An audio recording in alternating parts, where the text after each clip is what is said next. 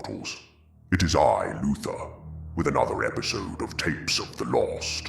Tonight is no ordinary night.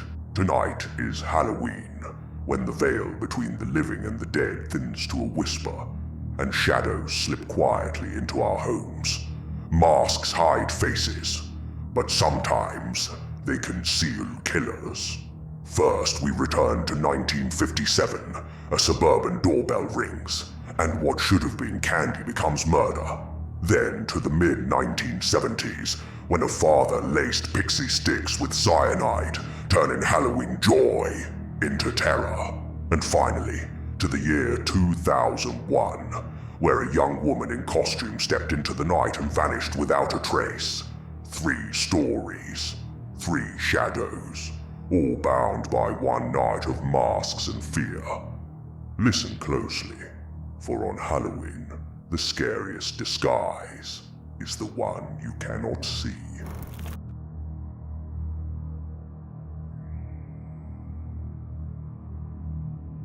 It was Halloween night, 1957, in the San Fernando Valley of Los Angeles, the kind of night where the air carried the faint bite of autumn, though palm trees swayed under the streetlights.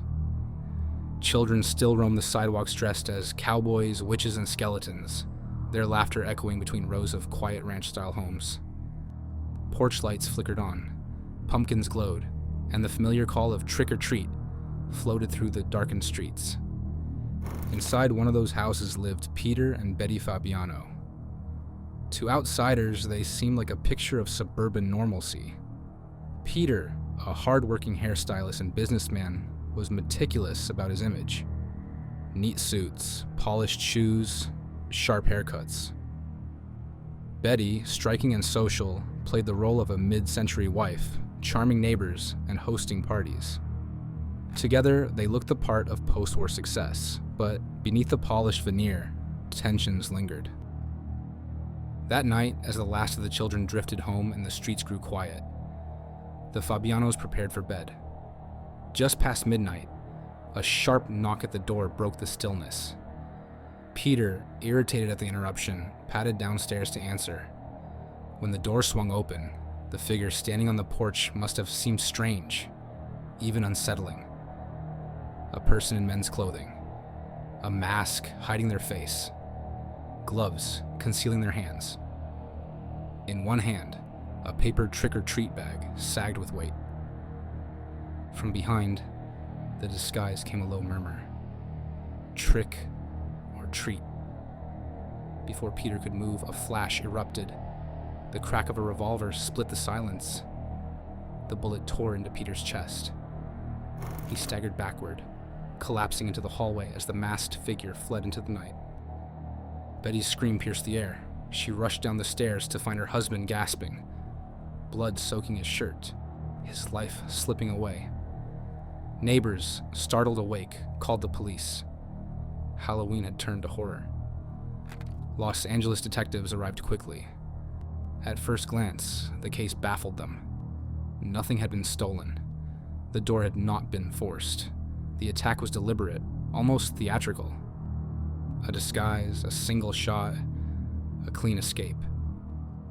The only clues, a midnight knock, a mask, and the words, trick or treat. Who would want Peter Fabiano dead? To most who knew him, Peter was respectable, hardworking, and ambitious. He wasn't involved in gangs or crime. But as detectives dug deeper, whispers began to circulate. Whispers of secrets, of jealousy, of a woman named Joan. Joan Robel was not just a friend of Betty Fabiano. She was, according to some, something more. Attractive, intelligent, but known for her sharp tongue and controlling nature, Joan had been close to Betty in ways Peter did not approve. Rumors suggested their friendship had once been romantic. When Betty attempted to reconcile with her husband, Joan felt abandoned. To her, Peter was the barrier, the man who stood between her and the woman she desired. Resentment curdled into obsession, and obsession into a plan. But Joan did not act alone. Joan turned to another woman, Goldine Pizer, Goldine was a medical secretary described by those who knew her as lonely, eager to please, and easily influenced. She struggled with depression, and Joan's attention made her feel seen, important, needed. Joan exploited that vulnerability. She painted Peter Fabiano as cruel, as abusive, as someone who deserved to be removed. To Goldine, the act became less about murder and more about loyalty. She would do it for Joan. The plan was meticulous in its strangeness. Goldine would wear men's clothing, apply heavy makeup, and cover her face with a Halloween mask. A trick-or-treat bag would conceal the revolver. It would look at first glance like nothing more than another late-night visitor. But the bag held death.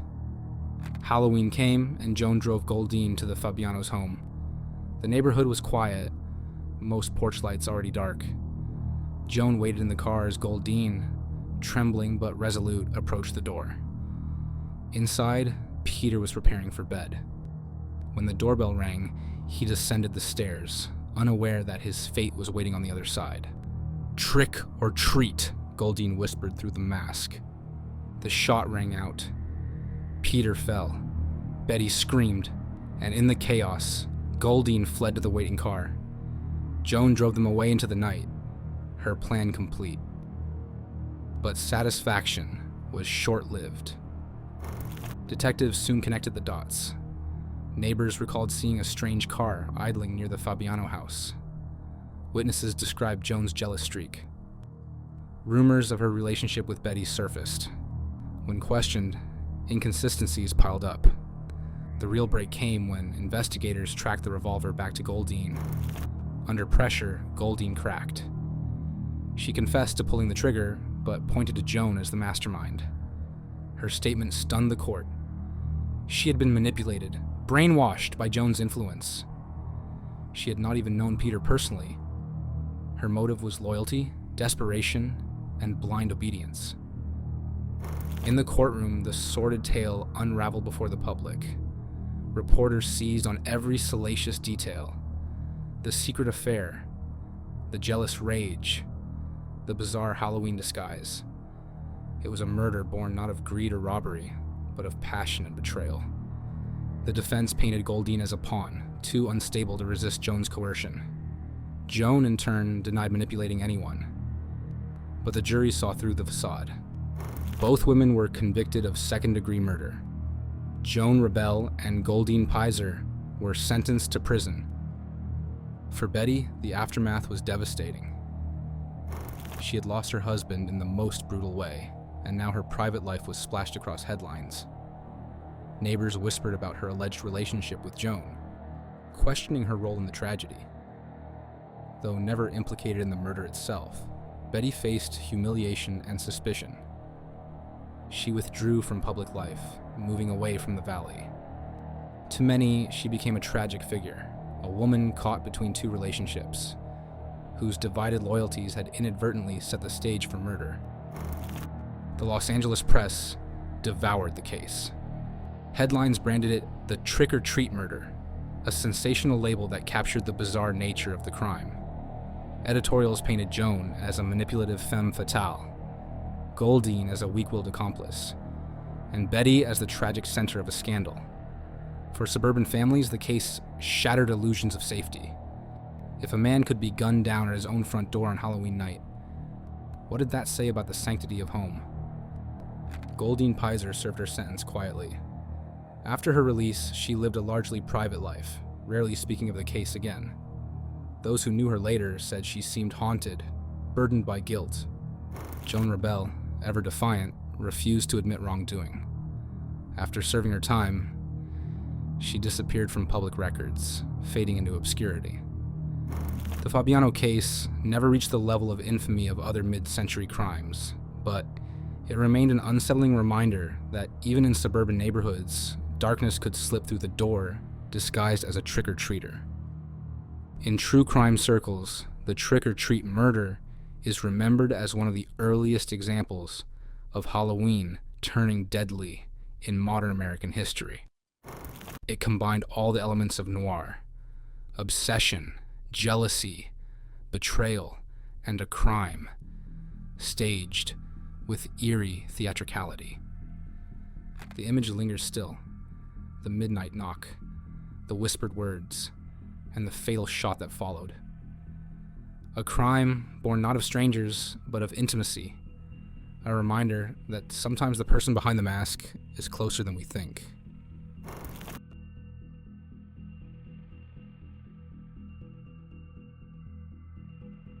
It was Halloween night, 1974, in Pasadena, Texas.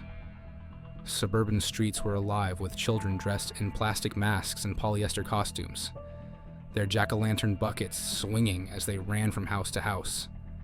Porch lights glowed orange, the air buzzed with excitement, and the promise of candy hung in every doorway. For parents, it was a familiar ritual, a night to let their kids roam under watchful eyes, to laugh and collect sweets. Among the families walking that night was Ronald Clark O'Brien, his wife, and their 2 children, 8-year-old Timothy and 5-year-old Elizabeth. To neighbors, Ronald seemed like the picture of a devoted father. He was a church deacon, a member of the choir, and an optician by trade.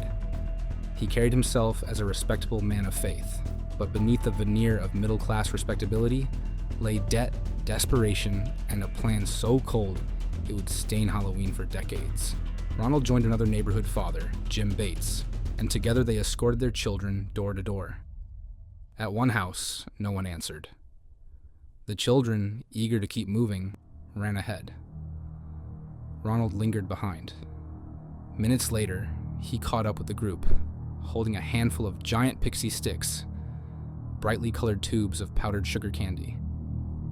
He explained that the house had opened after all, and generously handed out the treats. Each child received 1, 5 in total. To the kids, it was the prize of the night. To Ronald, it was the weapon.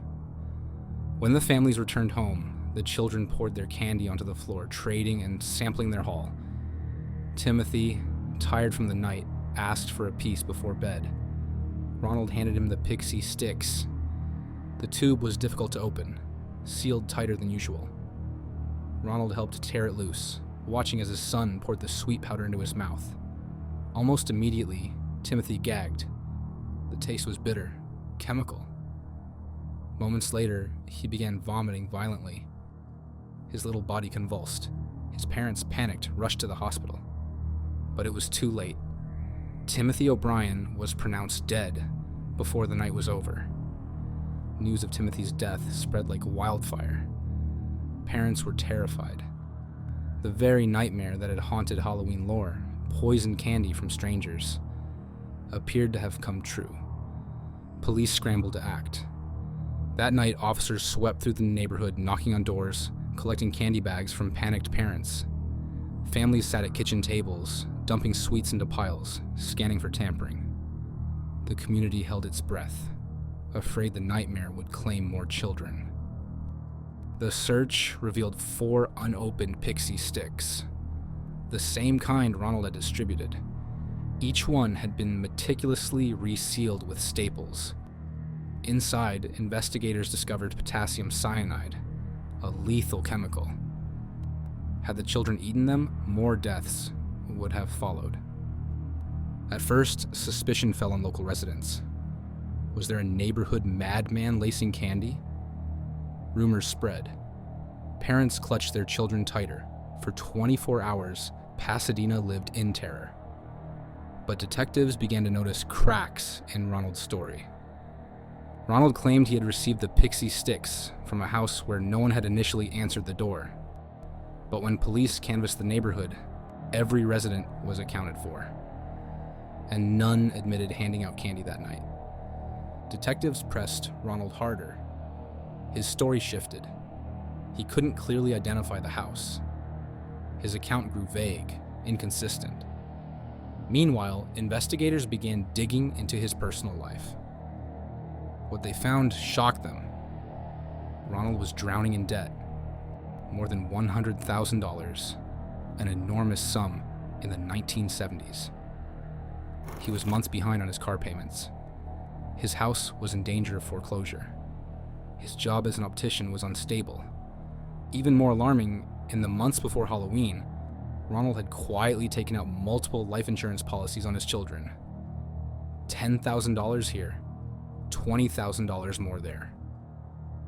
By October 1974, he had layered policies totaling $60,000.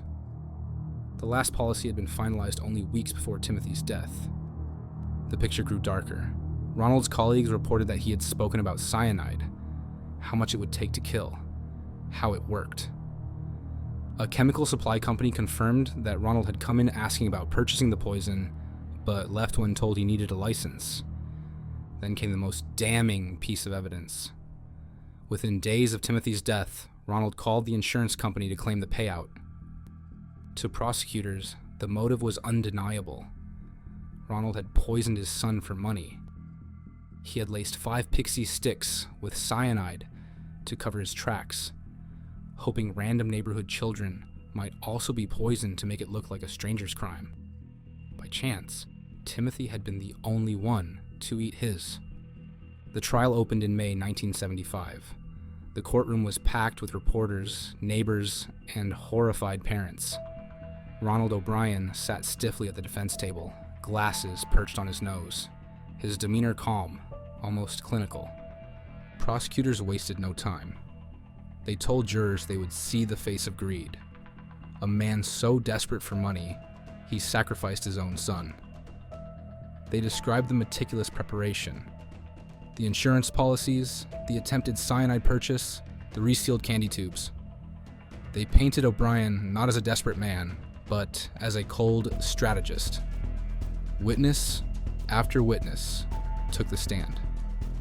Jim Bates testified that he never saw the pixie sticks handed out by anyone at the door, only Ronald producing them later. Co-workers recalled his strange conversations about cyanide. Insurance agents confirmed the policies. One of the most emotional testimonies came from medical staff who described Timothy's final moments. The convulsions, the agony of cyanide poisoning. The defense tried to argue that an unidentified neighborhood madman had poisoned the candy, framing Ronald as an unlucky scapegoat. But the evidence pointed squarely at him. The jury deliberated for less than an hour. Their verdict, guilty on all counts. Ronald O'Brien was sentenced to death by lethal injection. O'Brien entered Texas death row in 1975. Even among convicted killers, his crime marked him as untouchable. Inmates spat at him, called him Candyman, and threatened violence. Killing a child was one thing. Killing your own child for money was another. For 9 years, he filed appeals, each rejected. He continued to claim innocence, insisting he had been framed. But his appeals collapsed under the weight of evidence. On March 31st, 1984, O'Brien's time ran out. At the Huntsville Unit Prison, he was strapped to the gurney. Asked for final words, he maintained his innocence, saying, "I forgive all, and I do mean all, those who have been involved in my death. God bless you all, and may God's best blessings be always yours." Minutes later, the injection began. At 12:48 a.m., he was pronounced dead. Outside the prison, more than 300 people gathered. Some cheered, others booed. A few threw candy into the air in grim mockery of the man who had poisoned the holiday. The O'Brien case became one of the most infamous in American crime history. Headlines screamed, "Candyman kills son," and "The man who murdered Halloween." Television anchors revisited the story every October, fanning the fear. Talk shows debated what the crime said about the decline of morality. The story spread far beyond Texas. Across the country, parents were warned, check your children's candy. Suddenly, urban legends of razor blades and apples, needles in chocolate, and drugs hidden in candy became front-page news. Almost all were hoaxes or misunderstandings. But the panic was real, and O'Brien had made it believable. The legacy of O'Brien's crime went far beyond his execution. It reshaped the way Americans viewed Halloween. In the years after 1974, towns across the U.S. canceled door-to-door trick-or-treating. Instead, They organized safe events in malls, fire stations, and churches. Hospitals offered free X-ray scans of candy. Police departments issued annual Halloween bulletins, warning parents to inspect every wrapper. By the 1980s, the fear was a ritual of its own. Parents hovered over candy piles, searching for broken seals.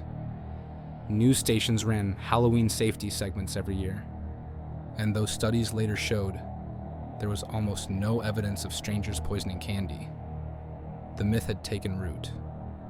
All because one father murdered his son. Ronald O'Brien remains one of the most reviled figures in American true crime. His act is remembered not just for its cruelty, but for the way it permanently changed Halloween.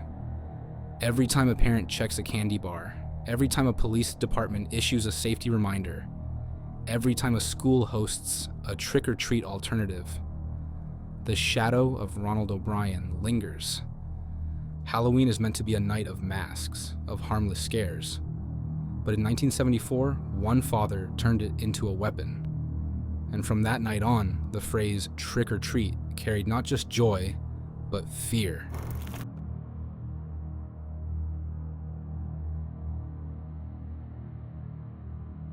It was the early hours of November 1st, 2001, in State College, Pennsylvania.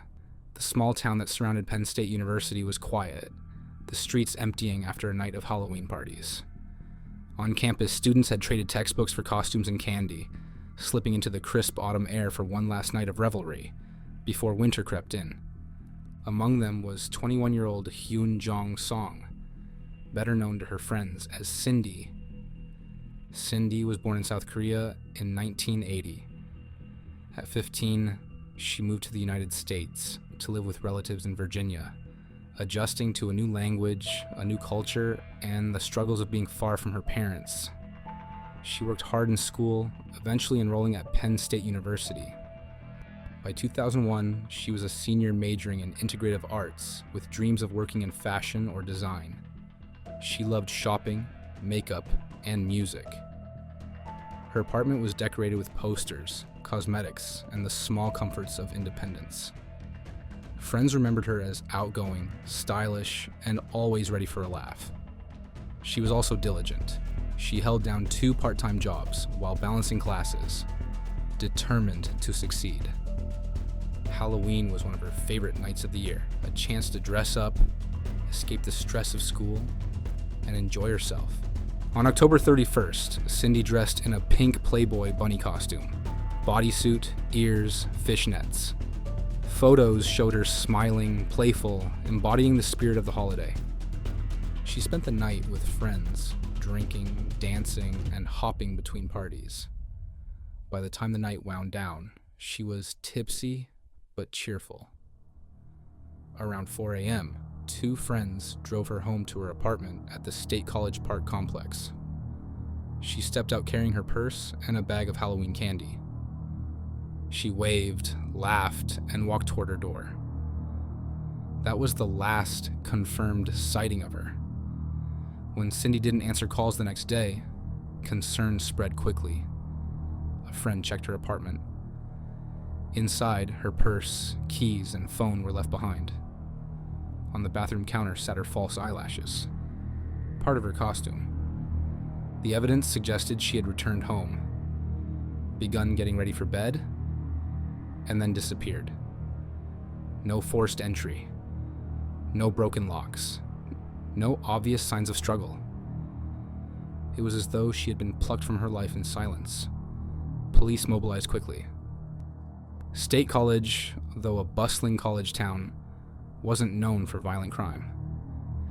The disappearance of a student, especially one who had returned home safely just hours earlier, rattled the community. Detectives interviewed neighbors. Friends were questioned about Cindy's relationships and habits. Volunteers joined in searches of wooded areas, creeks, and trails nearby. Posters with her smiling face went up across campus and town. Rumors spread. One tip suggested Cindy was seen at a convenience store in the early morning, disoriented. Another claimed she was spotted at a strip club. Some said she had been walking along a highway. but each lead dissolved under scrutiny. Her friends insisted she would not run away. She had no history of vanishing acts, no suicidal tendencies, no reason to abandon her life. Her credit cards and bank accounts remained untouched. Investigators pursued multiple theories. 1. Abduction by a stranger. Cindy may have stepped outside after dropping her things, for a cigarette, to meet someone, or to clear her head. In those minutes, a predator could have taken her.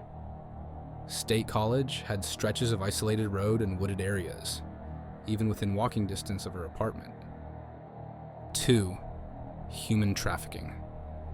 Some suspected she was targeted by traffickers.